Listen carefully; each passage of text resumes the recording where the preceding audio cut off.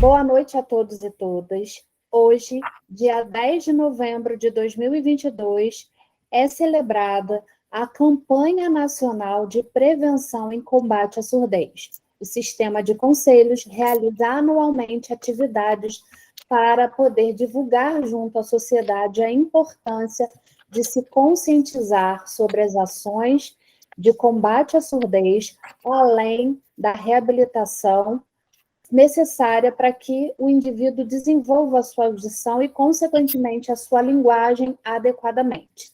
Nessa noite, nós convidamos a fonoaudióloga Norma Fidalgo, que é registrada no Conselho Regional de Fonoaudiologia, Primeira Região, sobre o número 2414.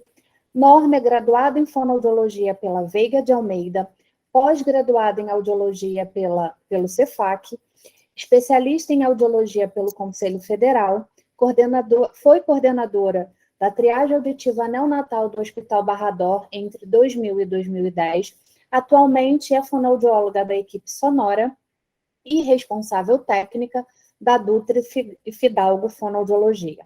Norma, é um prazer ter você com a gente.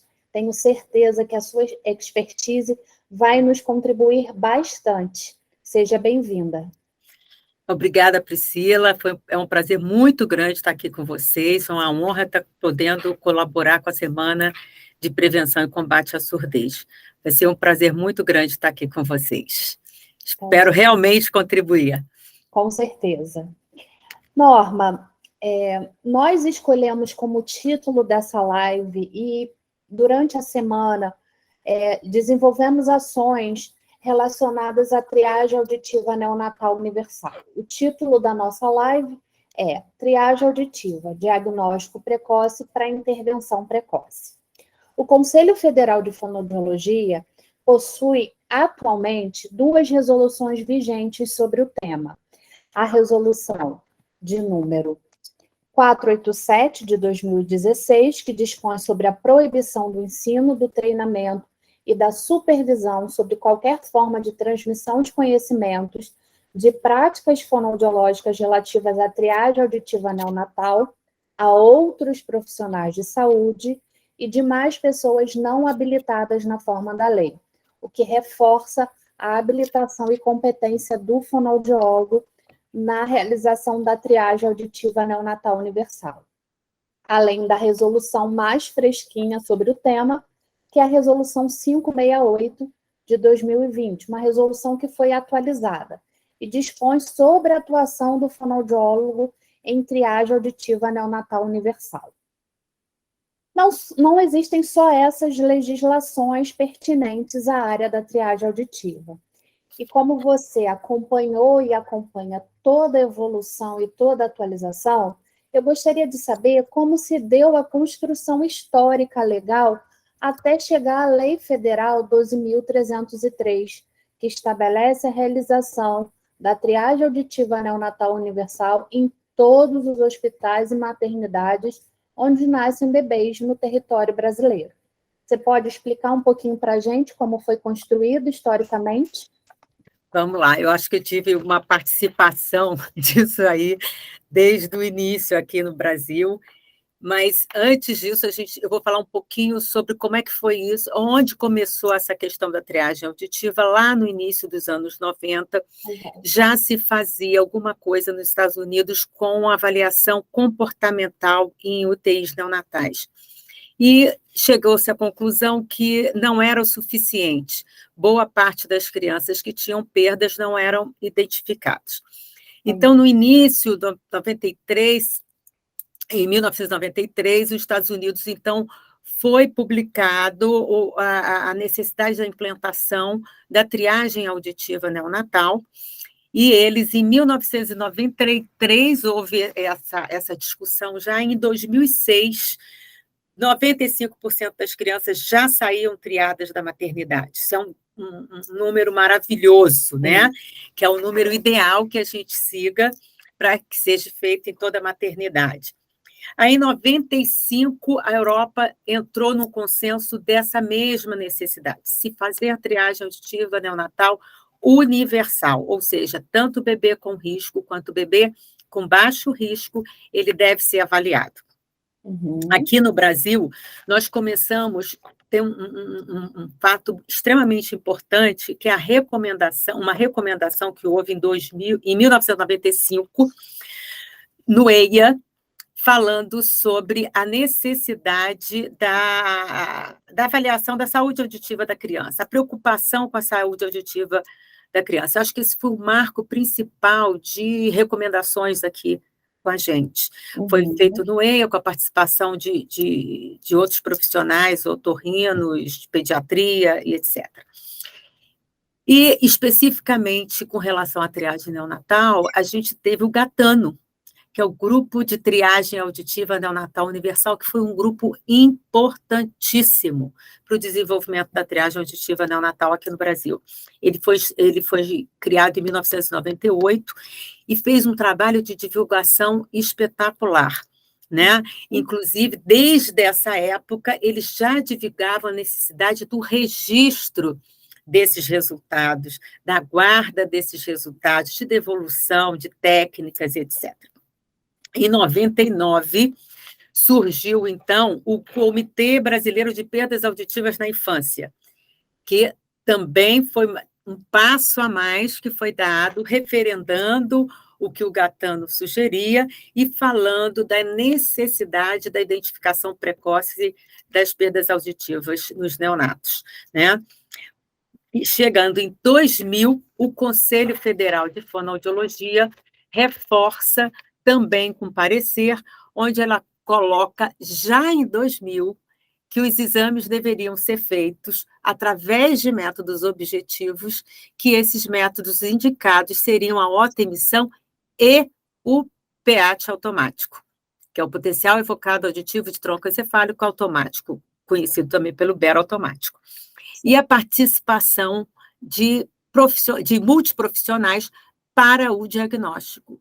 Então, desde 2000, o Conselho Federal de Fonoaudiologia já fala em metodologias variáveis e a importância do diagnóstico.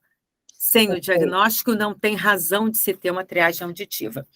Em 2007, o Joint Committee lança os fatores de riscos que a gente usa muito, já houveram outros pareceres, e que foi base para toda a pesquisa de quais os exames fazer para os bebês com riscos ou sem risco.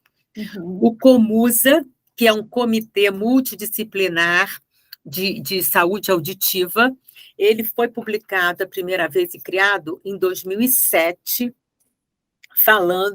referendando a triagem auditiva neonatal e dando, vamos dizer assim, as premissas básicas do que deveria ser feito na triagem auditiva neonatal. Também foi extremamente importante o COMUSA para a gente, porque foi reforçando a necessidade por vários órgãos profissionais, né? E não só com isso, não só começa a ser aplicado isso no serviço público, quanto no serviço privado, né? São características completamente diferentes e que acabam, muitas vezes, tendo o mesmo problema, mesmo tendo a facilidade de um serviço privado.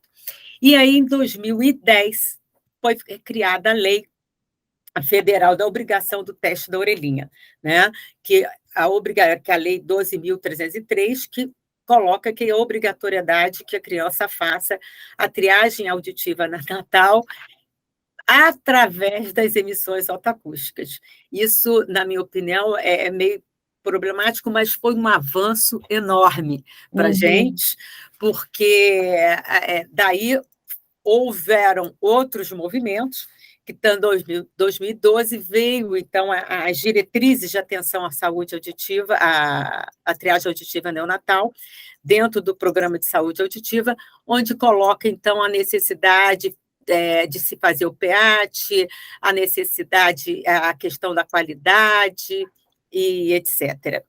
Em 2010, o COMUSA volta a fazer uma nova publicação, que também foi extremamente importante, falando sobre a qualidade desses programas. Não adianta você ter o programa montado se ele não tem sensibilidade e efetividade. Sim. Isso é extremamente importante. Não adianta você ter um equipamento lá que você vai passar, vai fazer exame em todas as crianças, passou ou falhou, e não ter o respaldo daquilo ali. Quantas crianças estão voltando, tendo falso positivo, para aumentar um gargalo do diagnóstico lá, encontrar um gargalo ali na frente, que a gente não tem como atender a isso. Então, a qualidade do programa começou a ser discutido nessa época, né? E o que eu acho assim, importante a gente colocar, que o Estado do Rio de Janeiro tem uma importância muito grande nisso. E nos anos 90, a Prefeitura aqui do Rio, ele já lançou um programa de dispensação de prótese auditiva, que foi um programa muito interessante. Eles faziam a doação dos aparelhos, que funcionava muito bem para a época, né? E em 2000 saiu uma lei aqui do vereador Salgadinho, que foi a primeira lei que usou, inclusive, o nome de teste da orelhinha.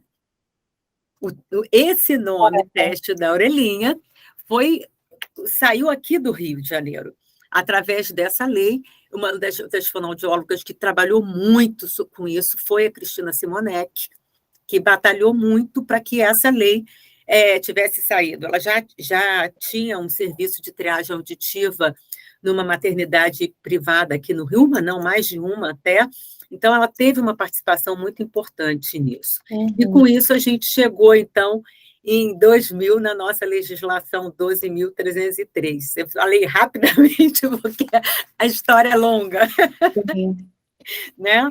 Mas é isso. Aí, a partir daí, e essa legislação foi, na verdade, eu colocando assim, essa legislação nossa aqui do Rio de Janeiro, que mais tarde ela foi considerada, ela foi desconsiderada, porque ela dizia que precisava ter o diagnóstico auditivo do bebê antes da alta da maternidade.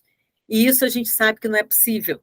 O diagnóstico não se faz com um único exame, né? Isso uma das razões científicas para essa lei, mas houveram outras questões aí burocráticas que impedia isso. Mas nessa época eu já estava com um programa de saúde auditiva no hospital, na Rede Dor, no Hospital Barra Dor, e a publicação dessa lei foi extremamente importante para se começar a convencer aos outros profissionais que era importante a triagem auditiva, que era obrigatória a triagem auditiva e que esse movimento já estava se criando. Então, isso facilitou muito a criação, apesar dela ter sido para instituição pública, ela facilitou muito a questão dentro dos hospitais privados, da maternidade privada. E aí vários serviços foram criados nessa época. Então, quer dizer, a Lei Federal 12.303, ela não é estanque, não apareceu de repente. Não. Houve todo um movimento, desde a década de 90, com vários atores importantes, né? Mundialmente, no Brasil, nós tivemos a participação da doutora Cristina Simonetti, a sua participação e de outros pares, né? Na construção dessa legislação, e que há que se atualizar, há que se pensar sempre em atualizações à medida que o conhecimento científico também avança. Sem dúvida. A gente, partindo lá do Gatano, nós temos hoje 27 anos de movimento no Brasil. Sim, bastante tempo. É bastante tempo, que com toda a nossa dificuldade, que a gente não precisa nem se falar, mas a gente teve uma evolução que eu considero importante. Poderia ter sido mais rápido, tem gargalos aí que ainda são bem perturbadores, mas houve uma evolução. Está indo de passo a passo, e isso acontece no Brasil todo. Algumas regiões em situação melhor, outras regiões em situação pior, mas existe já esse pensamento, esse envolvimento de todos. Eu me lembro que eu já passei por algumas situações de quando eu pedi autorização para o convênio, os pais tinham que pedir autorização para o convênio para fazer o teste. E aí a própria atendente falava, poxa, mas ele é tão pequenininho, já vai fazer exame no pobrezinho, já vai estar fazendo uma audiometria, então... Ela jogava contra. Jogava contra. A pessoa que não estava ali nem pensando nisso. E depois, sabe, vai furar a orelha do bebê, não quero que fure a orelha do meu filho, é um menino, vai ficar com a marca de furo. Então, coisas assim, isso hoje já não tem mais. A população já sabe, óbvio que sempre tem uma desinformação, mas a informação já assumiu. A enfermagem, o envolvimento das maternidades, de toda a equipe da maternidade, hoje em dia já venceu essa etapa, e até de equipamentos. A minha pergunta, então, já que você falou tanto de todo esse histórico e que existe um conhecimento mais compartilhado, porém, como a gente espera e deseja, né, que a sociedade também acesse esse vídeo, essa live, e que possa conhecer os seus direitos e também estar junto com a gente nessa luta de desenvolvimento e de dispersão do conhecimento, né, a divulgação do conhecimento. Eu queria saber o que é a triagem auditiva neonatal universal, o que ela é exatamente. Você pode explicar? Posso, vamos lá. A triagem auditiva na verdade, uma triagem é uma seleção, nesse nosso caso aqui, de bebês, certo? Esses bebês que vão precisar de uma avaliação auditiva pormenorizada, que vão precisar de um diagnóstico da audição.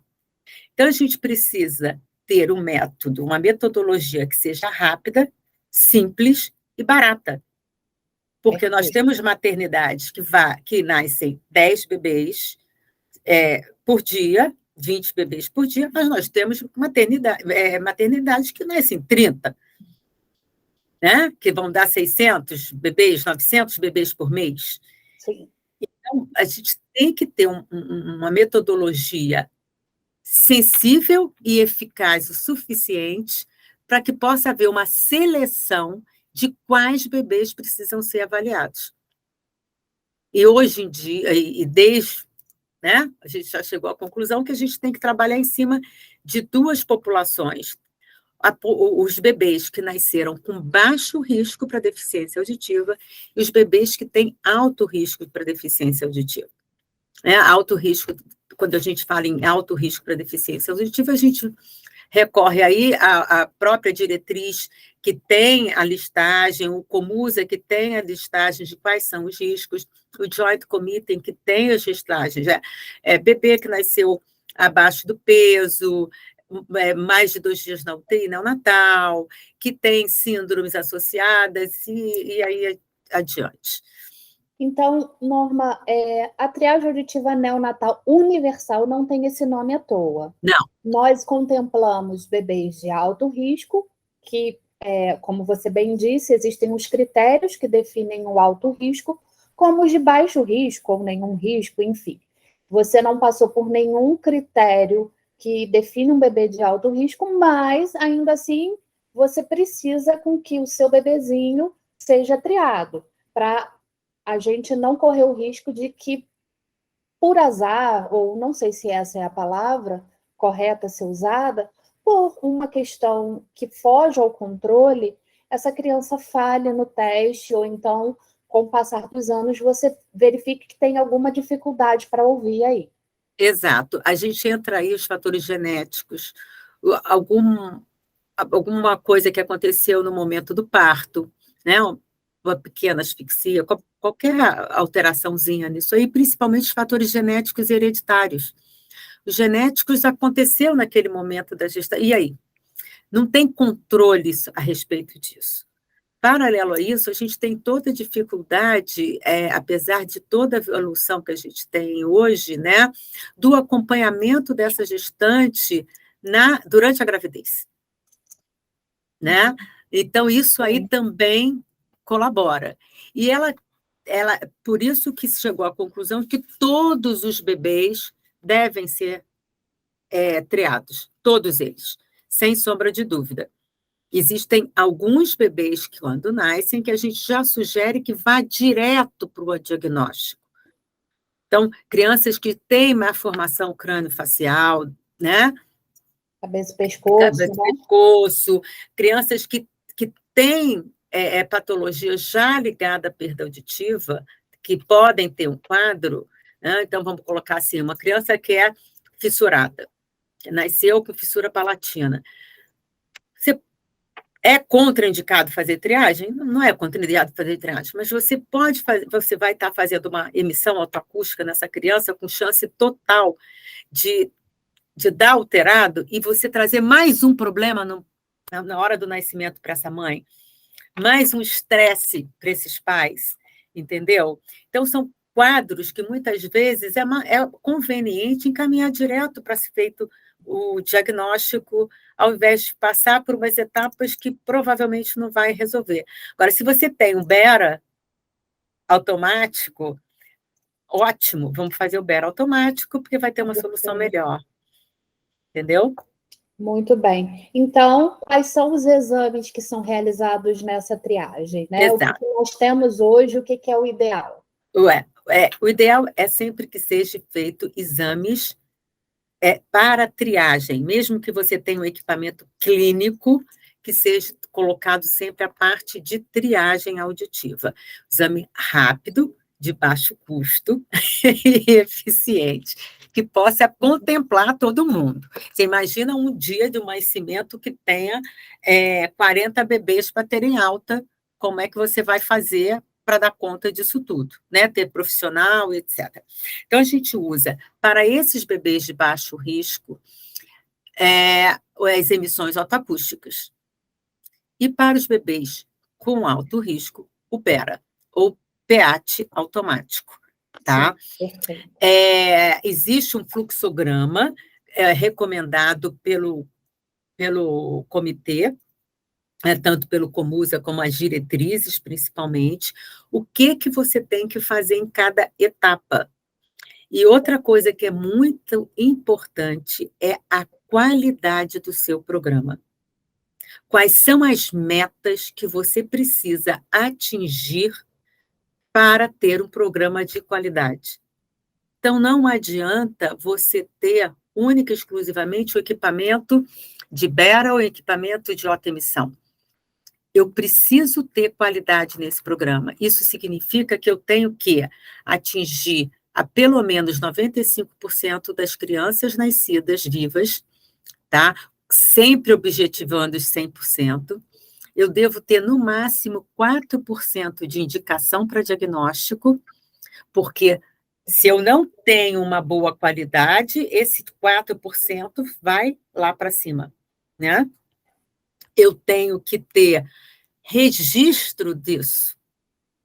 Eu não posso fazer uma auto-emissão e simplesmente apagar daquilo todo, isso tem que ser documentado. Sim, sim. Tem que E ser documentado não só até o final do dia, documentado por anos.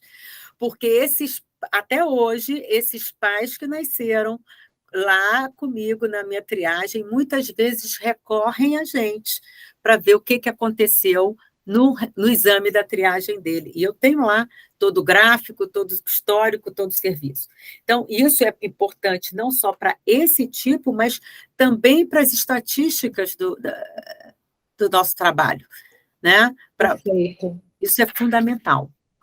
Sim, e nós temos legislação, né, do nosso Conselho Federal que diz que devemos guardar o prontuário e o exame faz parte do prontuário por no mínimo 20 anos. Então, a gente precisa registrar em material que não se apague com o tempo ou que pelo menos em 20 anos ele esteja conservado, né? Exatamente. Então, é importante que o profissional envolvido siga as diretrizes e as resoluções do próprio Conselho Federal. E a pergunta é a seguinte: o bebê que falhou na triagem, ele é considerado deficiente auditivo? Essa é ótima. Isso aí é uma outra questão. quando a gente tem um fluxograma, que eu vou voltar lá até um pouquinho na outra pergunta que você tinha me feito, quando eu tenho as etapas a serem cumpridas, tá? Essas etapas têm que ser cumpridas religiosamente. Não dá para esse bebê eu faço uma coisa, aquele bebê eu vou fazer outra coisa. Quando o bebê falha na autoemissão, na triagem auditiva, seja o que for, significa que ele precisa ir para diagnóstico. Sim. Isso pode ser desde Vernix, tá? Como uma falta de condição técnica para realizar o exame. Uhum. O que significa uma falta de condição técnica para realizar o exame? Eu sempre fui privilegiada, trabalhando dentro de uma unidade hospitalar de alto padrão, particular, que tinha uma área específica para fazer o exame, mas isso não é uma realidade. E mesmo com a minha área específica para fazer o exame, ou quando, às vezes, uma época que a gente fazia no próprio quarto, junto com os pais, para os pais participarem, então, é uma condição, é complicado. Agora, imagina num hospital que tem um monte de criança nascendo, onde você não tem um local com ruído baixo, sem interferência, né? Com equipamento calibrado, especificamente conforme é colocado na nossa legislação, com olivas corretas. Tem a questão aí da biossegurança, né? Envolvendo... né? Exatamente. Então, com isso, a gente tem um índice de falso positivo muito grande. O que é falso positivo? Ele não passou no bebê, não passou na triagem, mas ele não é surdo. Né? Então, a gente tem que ter o controle dessas situações, que eu acho que isso é um fator extremamente preocupante, tá? Para poder evitar esse número muito grande, de enviar para o diagnóstico. Então, assim, bebê falhou, o que significa? Tenho que fazer o diagnóstico. Só isso, mais nada, nada, nada. Né? E a gente tem que se preocupar, nós, como fonoaudiólogos, né, profissionais específicos para realizar esse trabalho, se preocupar na nossa formação. Eu preciso ser uma especialista em audiologia para trabalhar em triagem? Não, eu não preciso. Eu posso ser uma generalista. Não preciso, não existe a necessidade, em lugar nenhum tem essa determinação, de que precisa ser um profissional especializado. Mas tem que ter um profissional consciente. Sim, atualizado. Né? Atualizado, entendeu? Então, nós vamos trocar o equipamento, a gente tem que correr atrás para poder estar lendo sobre aquilo. A gente faz isso em qualquer outro metodologia nova que aparece em terapia, né? A gente corre, e isso acontece quando a gente está fazendo a triagem. Então, lutar pelas condições técnicas, fazer o teste da orelhinha dentro, ou mesmo um BERA, vamos falar especificamente a autoemissão, porque apesar da gente ter tido uma evolução muito grande, essa semana eu conversando com algumas amigas que trabalham em triagem em serviço público, eu fiquei muito feliz, porque realmente está aprovado aí que o equipamento existe, a quantidade de BERA automático que foi distribuído é muito grande. Né? Há muito pouco tempo atrás, em maternidades de alto risco, de alta complexidade, não existia, era só autoemissão. Que você ficava numa situação, você chega para uma mãe e fala, seu filho passou no teste da orelhinha, mas aquilo não significa nada, porque aquilo foi feito com autoemissão. Na autoemissão, meu objetivo é ver se tem alteração na cóclea até 30, 35 dB de perda. Certo? Com BERA, eu vou estar indo mais longe. Eu vou estar vendo toda a via auditiva e eu vou estar avaliando a questão das neuropatias. Né? As questões das rampas, das perdas em rampas, que ele vai passar no teste da orelhinha e ele vai ter uma deficiência auditiva. Sim. Então, essa questão da qualidade aí implica diretamente nesse falso positivo. Diretamente nessa coisa de que o bebê saiu e ele é surdo. Não, ele não é surdo, simplesmente ele precisa de um diagnóstico. E essa forma de você trabalhar com os pais na hora de colocar essa resposta é fundamental. Ele faz, na minha opinião, faz toda a diferença com relação à continuidade desse trabalho. Sim, verdade, concordo É com você. a forma com que você vai apresentar como o seu bebê falhou no teste da orelhinha. A importância disso é total. Então, me vem uma outra pergunta. O bebê que passou na triagem, os pais não precisam mais acompanhar a audição dessa criança? Essa é a ótima pergunta. Eu estou agora de 15 ação, 3 crianças em 5 anos. Norma, Oi? só um minutinho porque está falhando. Vamos lá. Melhorou? Vamos só repetir. Eu estou, nessas 2 últimas semanas, fazendo uma avaliação para diagnóstico de 3 crianças que passaram no teste da orelhinha e pronto, as 3 crianças têm risco para perda auditiva. As 3 crianças fizeram emissão otoacústica. E passaram. E passaram. As 3 crianças têm perda auditiva. E aí a gente chega, eu tenho uma de 2 anos e 7 meses, uma de 3 anos e 4 meses e uma de 4 anos e 8 meses. Né? Lado e bem, né? Bem num momento muito crítico para o desenvolvimento da linguagem. As 3 sem linguagem. Então, qual é o nosso objetivo primordial dentro da triagem auditiva neonatal, que eu acho que eu não deixei claro até agora? É o diagnóstico e a reabilitação. É fazer com que a intervenção chegue cedo, seja precoce, para que essas crianças tenham desenvolvimento auditivo normal, desenvolvimento de linguagem normal, desenvolvimento cognitivo normal. Então, a intervenção é fundamental. E hoje, a gente encontra, 2022, 3 crianças sem diagnósticos com 2, 3 e 5 anos de idade. As 3 com algum tipo de problema. A criança mais velha, ainda por cima, ela é autista, mas ela tem uma perda, ela está dentro do espectro, mas ela tem uma perda leve.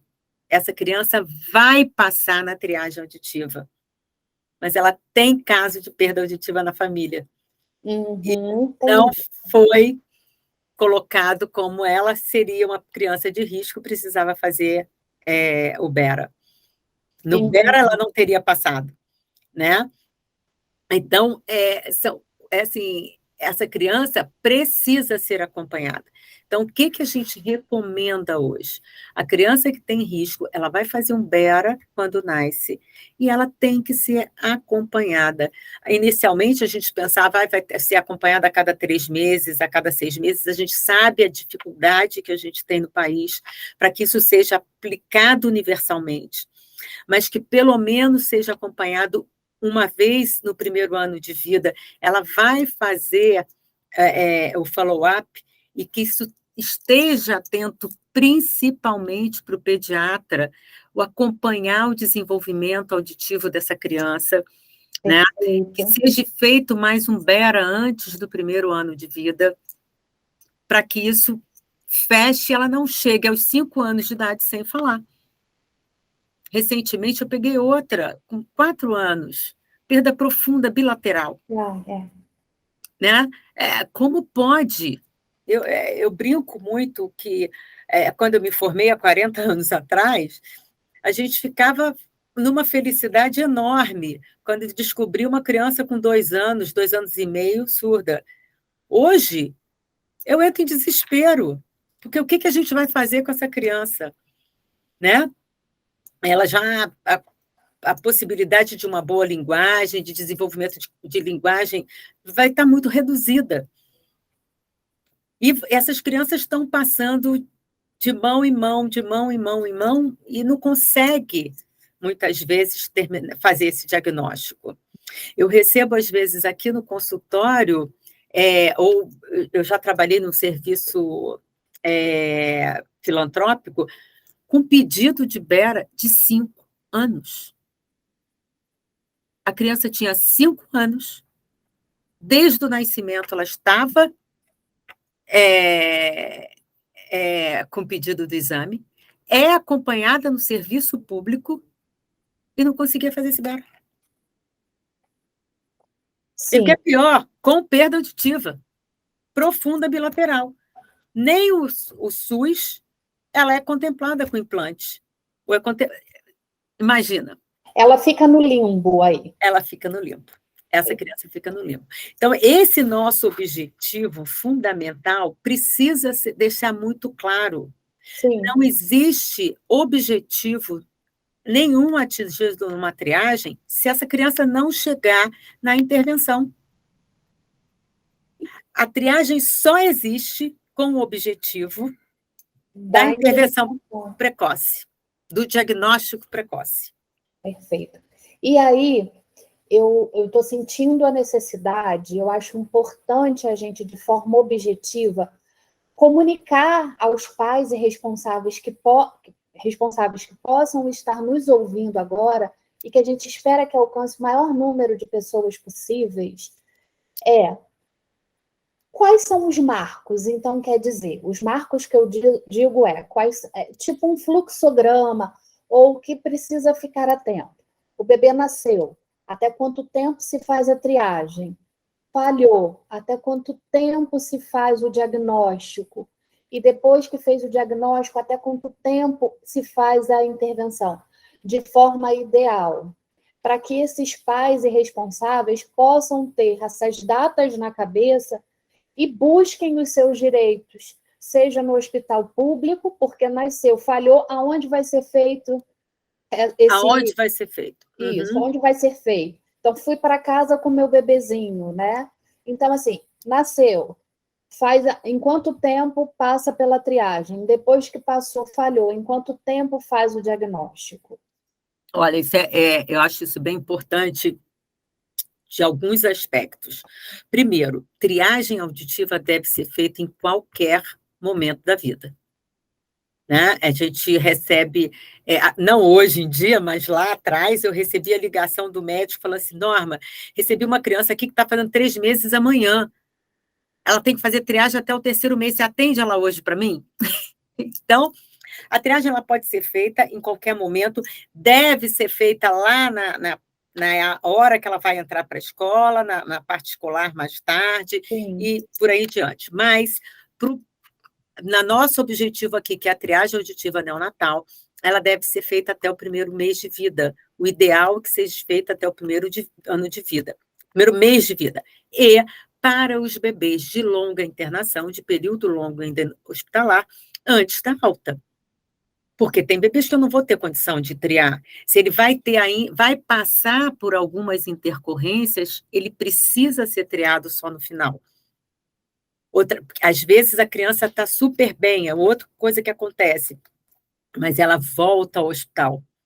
Nessa volta da internação, ela faz uso de ototóxico, ela faz uso de respirador, ela passa por procedimentos, vai para casa e não foi retriada. Esse bebê precisa ser retriado, tá? Mas o fluxograma normal, caminho bebê sem risco. Ele faz a triagem auditiva neonatal.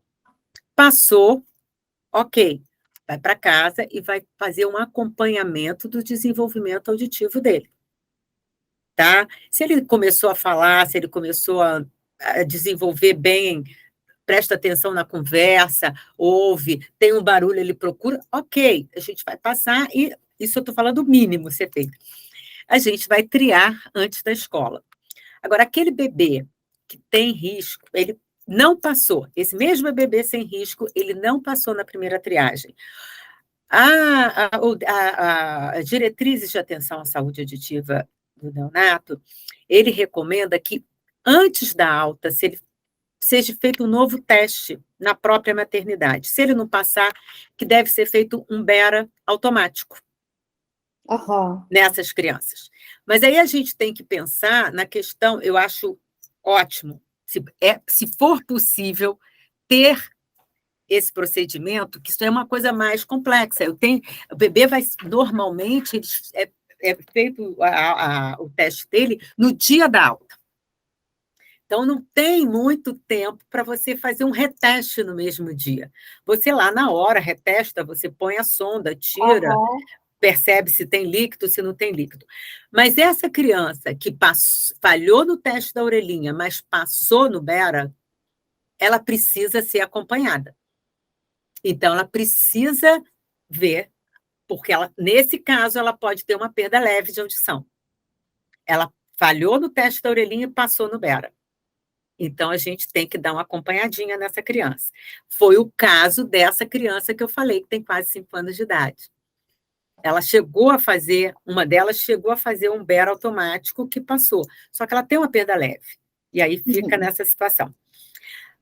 A outra situação, aí ela não falhou, ela fez o BERA e falhou novamente, então ela é encaminhada para o diagnóstico. O que significa o diagnóstico? O diagnóstico, gente, não é um exame único. Quando eu vou fazer um diagnóstico de uma criança, eu preciso fazer otemição, timpanometria, que no caso de um bebezinho com menos de 6 meses, a gente usa timpanometria de alta frequência, ou a banda larga, ou em 1000 Hz. Eu vou fazer o BERA de diagnóstico, que não é um BERA-clique. Além do clique que você vai fazer para ter melhor visão da veia auditiva, você vai fazer frequência específica ou o estado estável. Ótimo. Não temos mais diagnóstico de bebê sem BERA, frequência específica ou estado estável, ou o cross-check, que você vai fazer os 2 exames para ver o que está acontecendo. Não temos mais BERAs, não temos mais diagnóstico quando a gente não faz uma via óssea, uma timpanometria. Muito bom. Então, eu preciso cumprir essas etapas. Agora, quando eu tenho um bebê de risco, aí fechou, a criança passou nesse diagnóstico, ótimo. Porque essa criança pode ter alguma alteração condutiva nesse primeiro ano de vida, que seja leve ou moderada, que vai interferir na aquisição de linguagem dela. Então, ela precisa ser acompanhada. Se a criança já nasce com uma curva B e vai pela curva B o primeiro ano de vida todo. Ela vai precisar de uma intervenção do otorrino. Ela vai precisar ser acompanhada pelo otorrino mais de perto, né? No outro lado, a gente tem as crianças de alto risco. Essas crianças de alto risco vão fazer o BERA. Se elas falharem, vão direto para o diagnóstico. Não precisa ficar fazendo reteste. Se essa criança de alto risco passou na triagem com BERA, não é com teste da orelhinha, se a criança de alto risco passou na triagem com BERA, o PEAT automático, você vai acompanhar essa criança. Então, pelo menos mais um exame, que é o que mais ou menos a gente consegue fazer, é pelo menos um BERA a mais antes de 1 ano de idade. Não tem possibilidade disso? Vamos acompanhar o desenvolvimento, vamos tentar fazer uma comportamental. Mas não dá para substituir comportamental com BERA. Uma outra coisa muito importante nessa questão do fluxo, e aí deu alteração, vamos direto para fazer a intervenção. Perfeito. Não dá para ficar anos esperando com o diagnóstico que eu tenho uma perda auditiva sem protetizar, sem fazer uma escolha, sem ter uma fonoaudióloga para reabilitar. Então, nosso gargalo hoje está aí. A triagem tem sido feita, mas a partir do momento que encaminha para o diagnóstico, e eu estou falando isso no privado, onde existe o recurso, onde a maioria tem condição de vir ao consultório sem ter problema de condução, né? Então, a gente tem dificuldade. Qual é a equipe que vai fazer?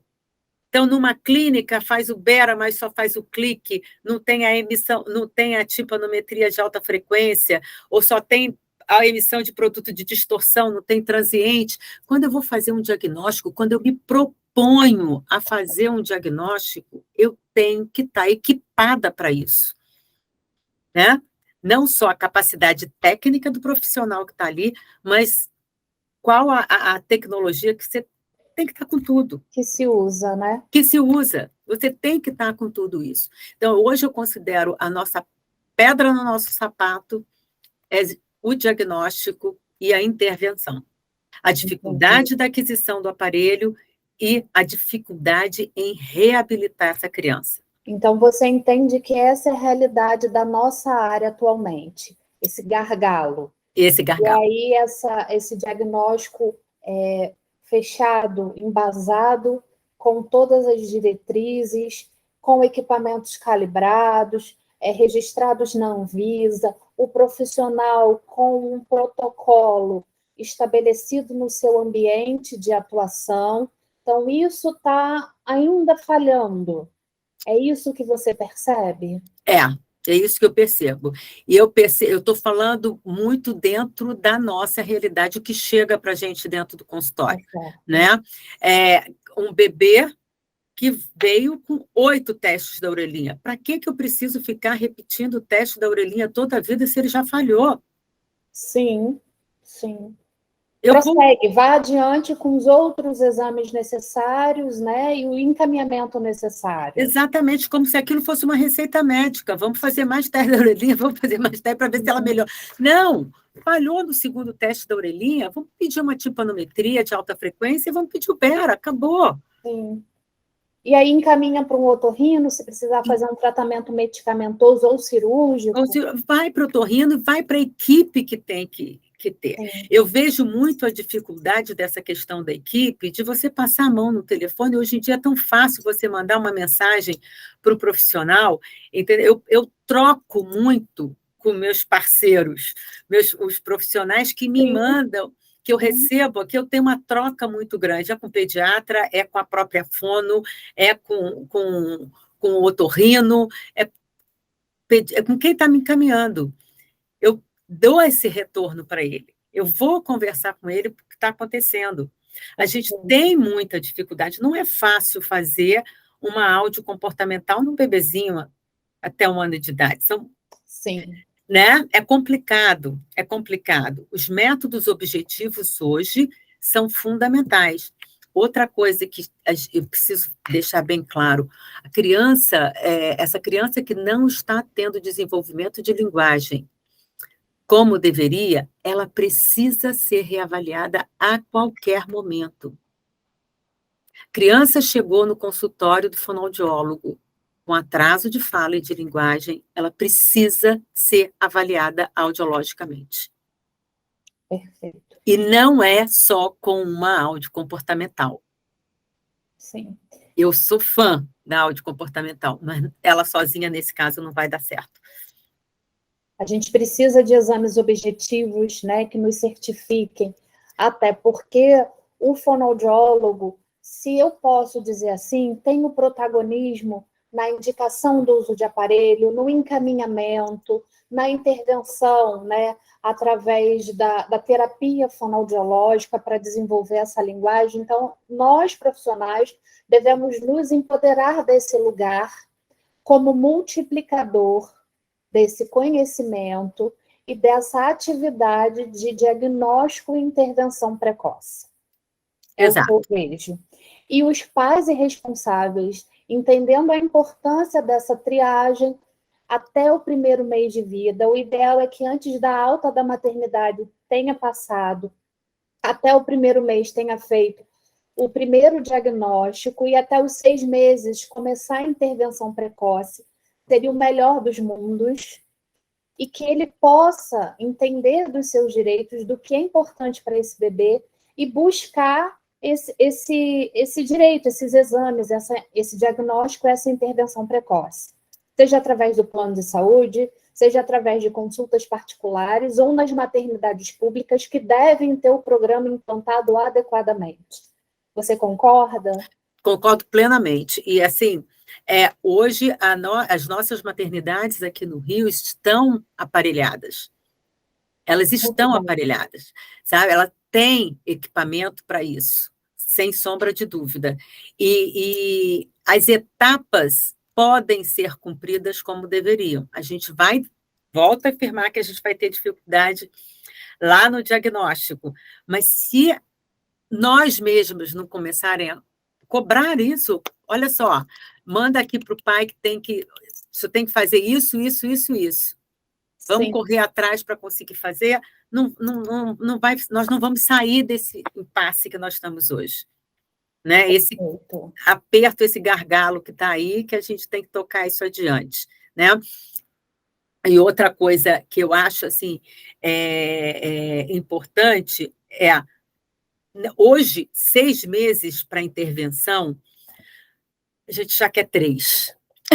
Perfeito, mais atualizado ainda. Vamos para 3, porque a gente sabe que os implantes já estão acontecendo em alguns lugares do mundo até com 6 meses, mas com 8, 10 meses aqui no Brasil já é aplicado. Né?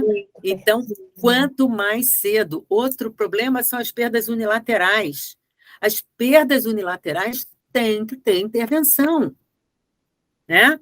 A gente já tem aí as mais formações, que antes a gente não tinha amplificadores suficientes. Hoje a gente tem as próteses ósseo-integradas que estão fazendo um sucesso, estão resolvendo um problema enorme que a gente tinha antes. Né? E que no início a criança não é ósseo integrada, né? Ela usa com a faixinha, com a bandinha, e que dá um resultado muito bom. A gente novamente previne uma possível perda de linguagem, um atraso de linguagem que vai prejudicar essa criança. Então, o que eu preciso, que eu gostaria de deixar bem claro, a minha opinião, que foi sempre assim, nós estamos dentro de... quando a gente tem um programa de triagem auditiva, não adianta a gente ter um serviço de triagem auditiva, seja ele onde for. Isso acontece também na maternidade particular. Então, se meu bebê da minha maternidade particular saiu dali com o diagnóstico de falso positivo, falhou, não vou botar falso positivo, ele falhou. No mínimo, eu tenho que encaminhar para os possíveis locais que têm condição de tocar aquilo adiante, mesmo que eu não tenha esse serviço. Perfeito. Eu tenho que ter parceria, da mesma forma que o serviço público tem essa parceria, tá? Se funciona ou se não funciona é outra coisa, mas eu, como serviço privado, eu tenho obrigação de dar o encaminhamento e passar esse fluxograma para os pais. Porque o pai troca de pediatra. Aquele pediatra que estava ali não foi mais, o pediatra mudou de cidade, o pediatra não está mais nesse serviço. Então, os pais têm que ter esse conhecimento. Então, esse acolhimento aos pais na hora do retorno inclui esse esclarecimento. Então, que a gente precisa fazer isso até o primeiro mês de vida. Vai ser preciso até o primeiro mês de vida por conta do que eu tenho que fazer, do diagnóstico, da intervenção. Muitas vezes a gente não consegue fechar isso até o primeiro mês de vida. O bebê tem uma orelhinha tão pequenininha que dificulta a realização da triagem. Então, existe algumas coisas que impedem, que atrapalham um pouco isso. O bebê tem uma respiração, então a gente tem que ver o que eu vou fazer para vencer isso. Vamos mudar a tecnologia. Agora, tem que sair da maternidade com toda essa orientação desse fluxograma. Até o primeiro mês, vamos tentar fechar a triagem, até o terceiro mês, fechar o diagnóstico para fazer a intervenção. Precoce. Realmente precoce. Precoce. Norma, estamos chegando no final da nossa live e eu acredito que foram informações muito preciosas e que a gente não vai parar por aqui. Que bom. Eu acho que tem muita coisa aí para a gente trabalhar e para divulgar. Então, eu agradeço, conto com você junto ao conselho, porque nós precisamos do diálogo com o profissional que está na ponta atuando para nos trazer a realidade, as dificuldades e a gente trabalhar em conjunto. E eu gostaria que você falasse considerações finais para que a gente já prosseguisse para o encerramento e o que você tem a considerar. Um resumo geral, né? Quais são as suas considerações finais?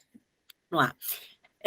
Eu acho que o fundamental dessa minha fala, da minha luta desde o início, que eu comecei a trabalhar com triagem, não adianta fazer a triagem se eu não tenho como fazer o diagnóstico. Então, a triagem faz parte de um processo, de um programa. Perfeito. Eu faço a triagem para ter o diagnóstico e para ter a intervenção. E isso tem que ter um fluxo com datas previstas e cumpridas. Essa é a nossa grande batalha, a intervenção precoce. Sem a intervenção precoce, eu vou ter os mesmos problemas de sempre. Nosso objetivo é protetizar, reabilitar, para essa criança ter o desenvolvimento de fala e linguagem normal. Né? Seja prótese, seja implante. Implante hoje cada vez mais utilizado, né? Mas seja o que for que a gente tiver optado por fazer com essa criança, a intervenção tem que ser precoce, o diagnóstico tem que ser precoce. E diagnóstico, gente, ele é complexo, ele não envolve um exame só. Então, ele envolve as emissões otoacústicas, ele envolve um BERA com frequência específica ou um estado estável, ele envolve uma timpanometria, ele envolve uma avaliação otorrinolaringológica, uma avaliação comportamental. Então, eu tenho um pacote de coisas para serem feitas. Por isso, o nosso tempo tem que ser apertado e tem que ser corrido. Eu espero que eu tenha passado para vocês, realmente isso tenha ficado para os pais ou para os próprios profissionais que recebem essas crianças até mais tarde no consultório, e quando veja que esse protocolo não foi cumprido, peça imediatamente para voltar e para fazer a qualquer idade da vida dela. Obviamente que a gente vai adaptar uma criança com 2 anos, faz uma audiometria com facilidade, a maioria delas. Algumas não, mas a maioria delas, com 2 anos de idade, você faz uma audiometria linda, maravilhosa, eles ainda fazem assim, né? Não tem grandes dificuldades. Então, a qualquer momento, se essa criança não cumpriu as etapas corretas, manda de volta para a gente ver o que aconteceu com a audição dela. Tá bom? Muito obrigada, Norma. Foi de grande importância essa nossa live e a sua fala, com certeza, veio a contribuir imensamente. Eu que agradeço. Foi um prazer muito grande estar aqui com vocês. Obrigada. Eu sou a Priscila Galindo, fonoaudióloga, presidente da Comissão de Audiologia do Conselho Regional de Fonoaudiologia da Primeira Região. Me coloco à disposição dos profissionais e dos pais e responsáveis. Nós temos no site do Crefono 1 uma aba escrita Cidadão, e lá você pode fazer denúncias, informar o conselho onde está falhando, o que está acontecendo e a dificuldade de você diagnosticar o seu filho, o bebezinho que está sobre a sua responsabilidade. O meu e-mail é conselheira.priscila, com 2 L's, @crefono1.gov.br. Estamos à disposição dos profissionais e da sociedade para cada vez mais divulgar a fonoaudiologia e a saúde fonoaudiológica para a sociedade. Agradeço esse momento que estamos juntos e juntas e nos colocamos à disposição. Obrigada mais uma vez, Norma, e até a próxima. Beijo a todos. Obrigada a vocês. Tchau.